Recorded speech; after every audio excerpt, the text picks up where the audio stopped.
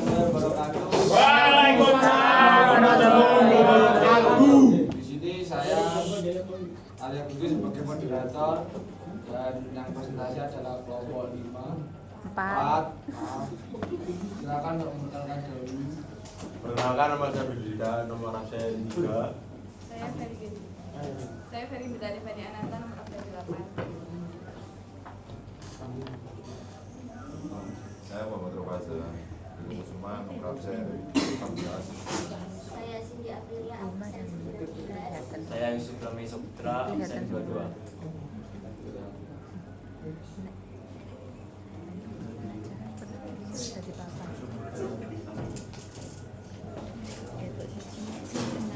Pertama kita analisis dulu jaringan air bersih. Air yang digunakan sebagai sumber yaitu air dari PDAM yang kemudian akan disimpan di groundwater tank, lalu dipompa ke roof tank untuk penyimpanan sementara sebelum akhirnya disebarkan ke seluruh area bangunan.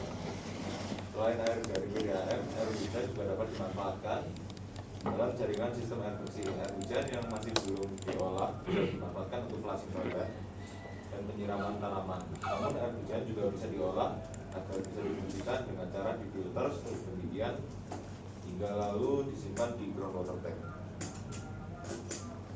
Untuk perhitungannya di jaringan air bersih ini, pertama kita menghitung kebutuhan air bersih per hari.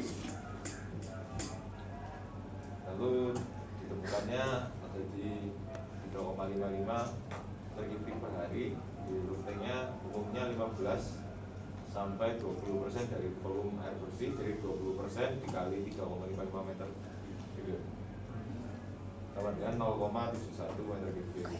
Lalu lanjut ke groundwater tank, kebutuhan air bersihnya sudah ditentukan 3,55, alokasi air untuk sistem pemadam kebakaran 1 sampai 1,5 dari volume air bersih. Asumsi 1 berarti kebutuhan air bersih untuk sistem pemadam kebakaran yaitu 3,5. Jadi kapasitas GWT-nya bisa dihitung, kebutuhan air bersih ditambah sistem pemadam kebakaran dapatnya di 7,1. Untuk RWT-nya atau raw water tank pada umumnya 30% dikali dengan GWT, jadi 30% dikali 7,1 dapatnya 2,13. Berikut adalah drainasnya dari instalasi air bersih.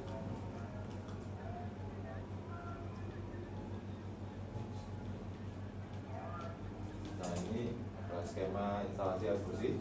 Jadi air dari PDAM akan disimpan di groundwater tank lalu dipompa ke roof tank untuk disebarkan ke seluruh area bangunan. Untuk menyalurkan air bersih kami menggunakan pipa PVC berdiameter 1 dan 1,5 untuk pipa menuju rooftop. Agar pipa-pipa dapat dikontrol, maka dibutuhkan shaft di setiap lantainya yang dilengkapi dengan pintu.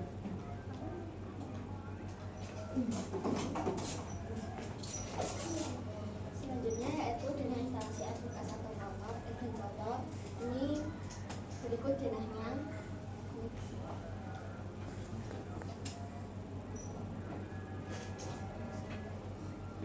Ini untuk detailnya, detail air bekas dan kotornya dari dapur, ada yang dari kamar mandi.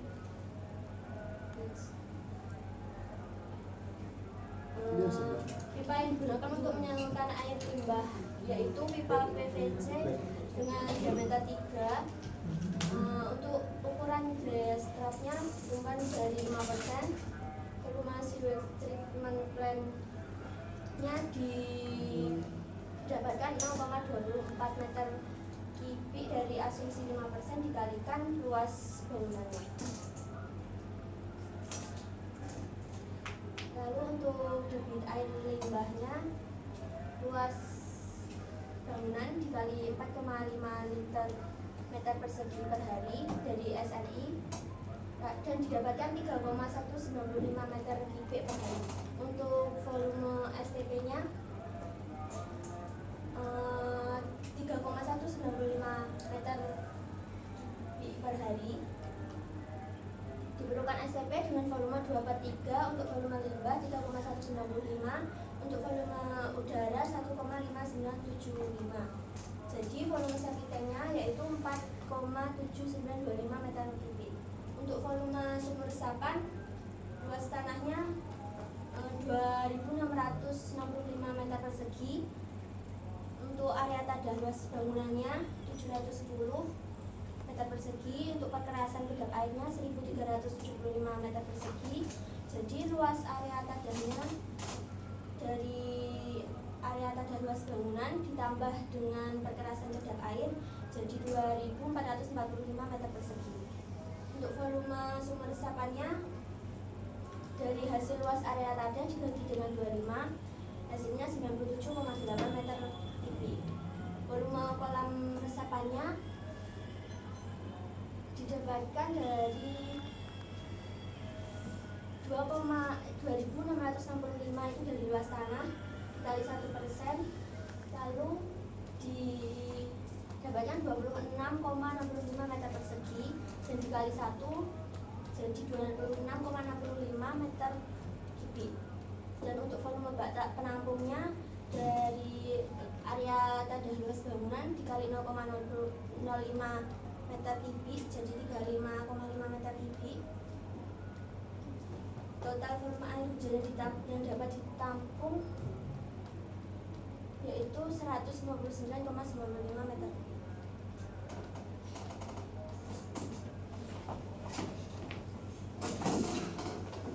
Baiklah, selanjutnya analisis jaringan air hujan.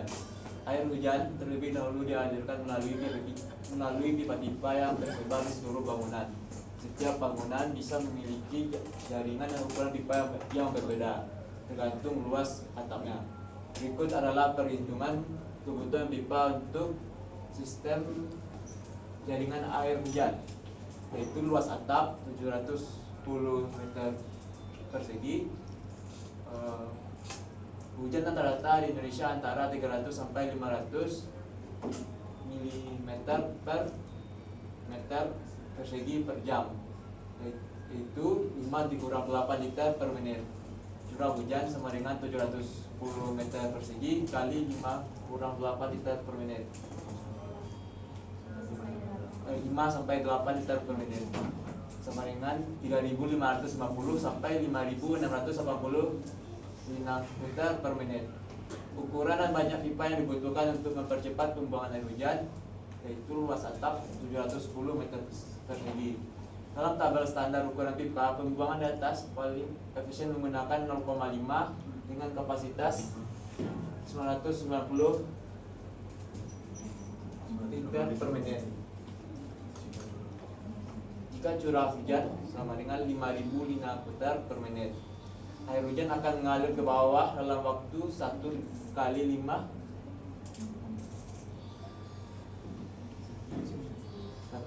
inci sama dengan 5.000 sampai 5.000 dibagi 990 sama dengan 5 menit.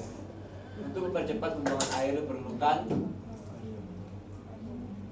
diameter 5 inci sebanyak 5 buah yang tersebar letaknya, sehingga air di atas atap pada saat tertentu akan terbuang keluar dalam waktu 1 menit.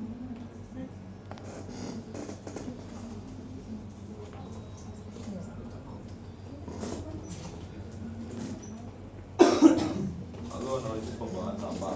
Di tempat sampah akan disediakan tersebar di beberapa sudut lantai. Tempat sampah akan dibedakan berdasarkan jenisnya, yang kemudian akan dibuang melalui trashchute yang dilengkapi dengan pintu yang bisa diakses di setiap lantai sehingga pegawai tidak perlu membawa sampah ke bawah. Ujung trashchute akan mengarah ke bak sampah yang ada di lantai basement. Setelah terkumpul, sampah akan diangkut oleh truk sampah. Untuk mengetahui ukuran bak sampah yang diperlukan, maka harus dihitung terlebih dahulu volume sampah per harinya. Berikut adalah perhitungan volume sampah pada bangunan mall. Jadi standar timbulan sampah berdasarkan komponen sumber sampah di SMI 19, spesifikasi timbulan sampah yang sudah dihitung luasnya 710 meter persegi, jumlah pegawai 710 meter persegi dibagi dengan 10 meter persegi per orang sama dengan 71 orang. Timbulan sampah per hari sama dengan 71 orang dikali dengan 2,5 liter orang per hari, liter per orang per hari, dapatkan 177,5 liter per harinya. Volume sampah sama dengan 0,178 meter kubik per hari itu digunakan untuk menghitung kebutuhan tempat atau box atau kereta sampah. Volume bak sampah, asumsi truk sampah datang 2 hari sekali. Jadi 0,178 meter kubik per hari dikali dengan 2 hari sama dengan 0,356 meter kubik. Berikut adalah data pembuangan sampah dari yang kiri aja, dari yang kiri di basement, kanannya lantai 1, lalu yang kiri lantai 2, selanjutnya kanan lantai 3, lantai 4 dan rooftop.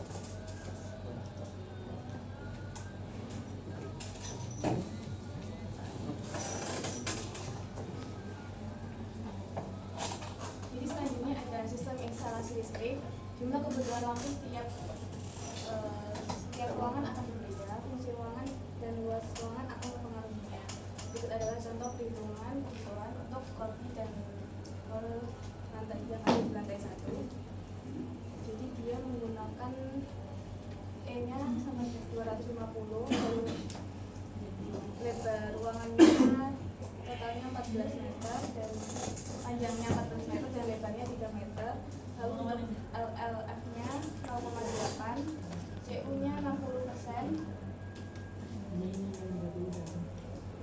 Jadi ini karena dia lampunya 20 watt, lalu dia diubah volume menjadi 1400 lumen, sehingga bisa dihitung N dengan rumus ini N sama dengan E kali A per watt lampunya dikali LLF kali CU, sehingga menghasilkan jumlah 15 watt. Berikut untuk denahnya. Jadi di sini ada denah instalasi listrik di basement, lalu lantai 1, ini untuk lantai 2 dan lantai 3, barunya ada lantai 4 dan rooftop. Untuk instalasi listriknya, jadi di sebelah sini ada sub listriknya, lalu ada box engine.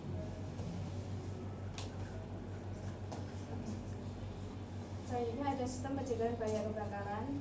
Jadi di sini kita menggunakan sprinkler, lalu hydrant box dan smoke detector. Lalu kita akan menghitung jumlah sprinklernya dengan cara luas lantainya dibagi 16 meter persegi, sehingga menghasilkan 44 watt untuk satu lantai. Selanjutnya dihitung volume air untuk persediaan sprinklernya dengan cara 44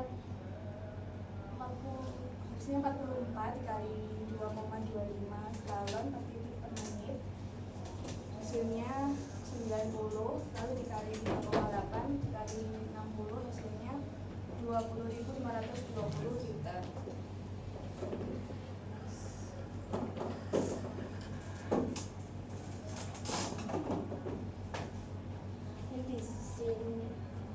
Di sini ada denah instalasi sprinkler. Ini menyebar di semua ruangan. Lanjut. Untuk skema sprinklernya, mohon maaf tidak berwarna karena kesalahan upload.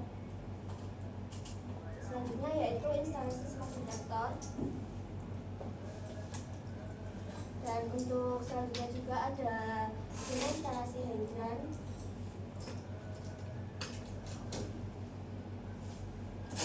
Dan yang selanjutnya itu adalah analisis penangkal petir menggunakan sistem penangkal petir dan sistem grounding, yaitu yang sistem instalasi yang berfungsi untuk melepaskan arus listrik ke dalam bumi. Satu gunanya untuk melepas mata arus petir. Biasanya kebutuhan instalasi penangkal petir suatu bangunan ditentukan oleh besarnya kemungkinan kerusakan serta bahaya yang ditimbulkan bila bangunan tersebut tersambar petir. Menggunakan rumus yaitu R sama dengan A ditambah B tambah C tambah D dan tambah E. Keterangan A yaitu macam struktur bangunan, B konstruksi bangunan, C tinggi bangunan, dan D situasi bangunan, dan E pengaruh kilat.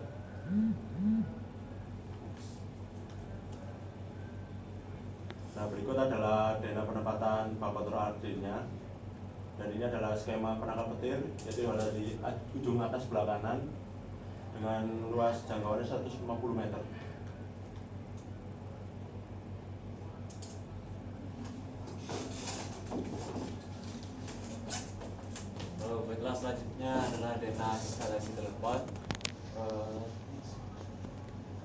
Di sini kami membuat di setiap lantai itu ada instalasi teleponnya, soalnya untuk meningkatkan keamanan di mall. Soalnya di sana selalu ramai, di sana ada kejahatan di lantai 4, bisa langsung koordinasi ke lantai 1 atau lantai di bawahnya.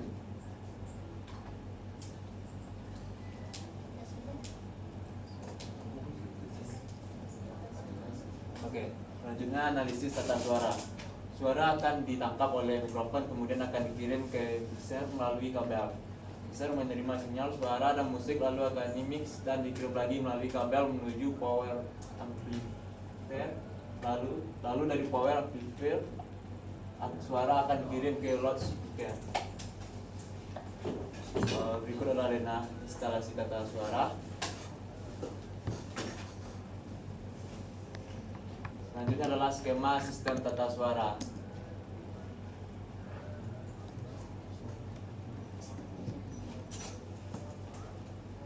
Jadi sekarang masuk di CCTV. Sistem jaringan CCTV terdiri dari banyak komponen, diantaranya yaitu kamera, kabel modem penyimpanan, TV atau monitor, DVR, dan sebagainya. Jadi data dari kamera IP akan dikirimkan ke monitor melalui kabel jaringan. Berikut adalah yang telah instalasi CCTV-nya.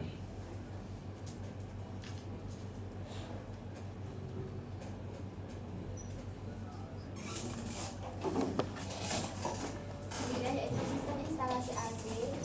Sistem pengawaan dua artan adalah proses pergantian udara ruangan dengan udara dari luar ruangan dengan bantuan atau peralatan mekanik. Untuk bangunan mall ini menggunakan AC. Ada dua jenis AC yang digunakan, yaitu AC sentral dan AC split. AC sentral diperlukan untuk ruangan yang luas seperti rental matahari, hypermart, time zone, dan lain sebagainya. Sedangkan AC split digunakan untuk rental yang berukuran kecil seperti mixu, toko hijab, toko HP, dan lain-lain. Untuk dana instalasi AC-nya, selanjutnya ini lantai 2 dan 3, lantai basement dan lantai 1. Selanjutnya yaitu sistem transportasi vertikal. Sistem transportasi vertikal diperlukan untuk mobilitas pengguna bangunan dari lantai 1 ke lantai lainnya. Dalam hal ini menggunakan sistem transportasi vertikal terdiri dari 4, yaitu eskalator, lift, tangga, dan ram. Untuk liftnya memiliki 1 lift penumpang dan 2 lift barang. Tangga umum berada di depan bangunan yang berada di pintu masuk dan pintu keluar lantai 1. Sedangkan tangga darurat terdapat mulai dari basement hingga top. Berikut ada sistem transportasi vertikal lift. Lanjut, ini untuk eskalator dan ram. Ya, selanjutnya kita akan buka sesi tanya jawab. Silakan yang mau bertanya angkat tangan dan maju ke depan.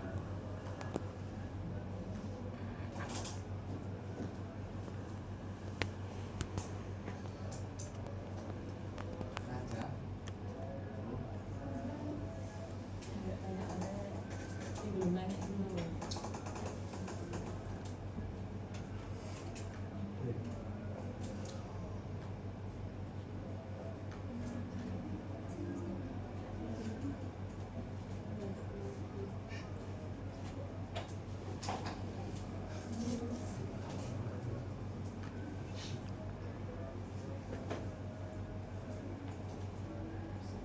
Coba kembali ke slide sebelumnya.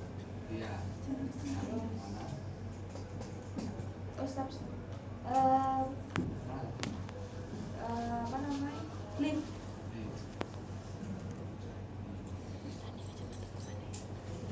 Ini apa ini?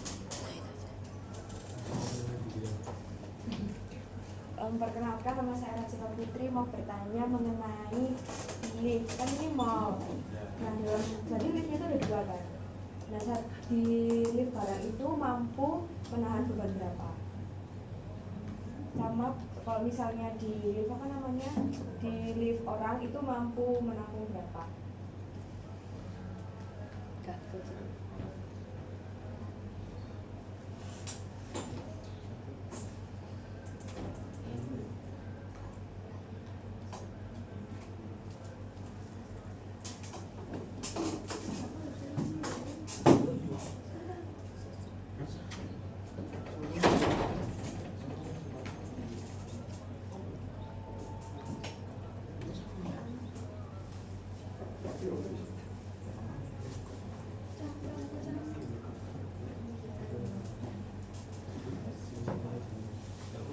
gambar lo apa? Iki cok kalau contoh referensinya. Cara. Kalau contoh referensinya. Mungkin bisa ditampung dulu, mungkin yang lain mau bertanya lagi. Aja silakan.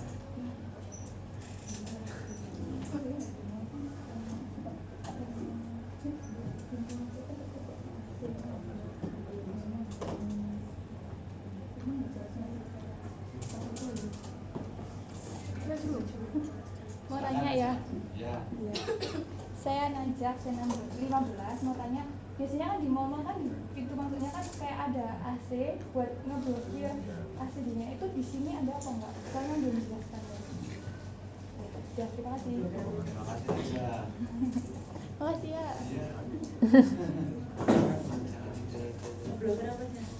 Ngeblokir AC, jenisnya AC keluar.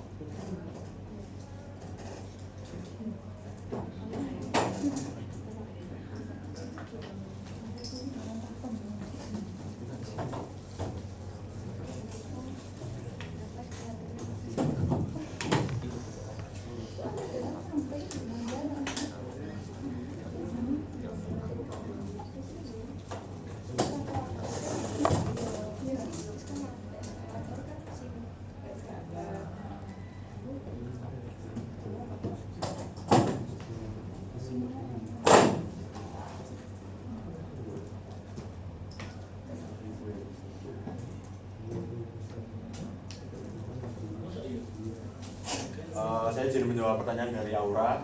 Untuk lift penumpang itu bisa menampung sebanyak 13 orang, dan untuk lift barang itu bisa menampung beban sekitar 1000 kg sampai 1400 kg.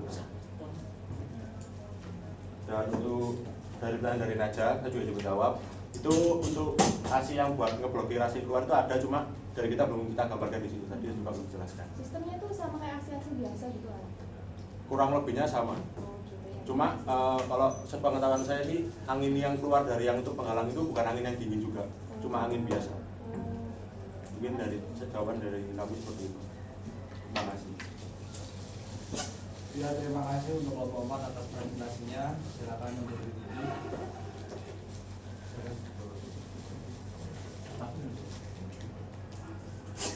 Sekian dari kelompok 4, mohon maaf jika ada kesalahan. Terima kasih. Shalom semuanya, selamat siang. Halo, selamat siang. Selamat siang. Salam.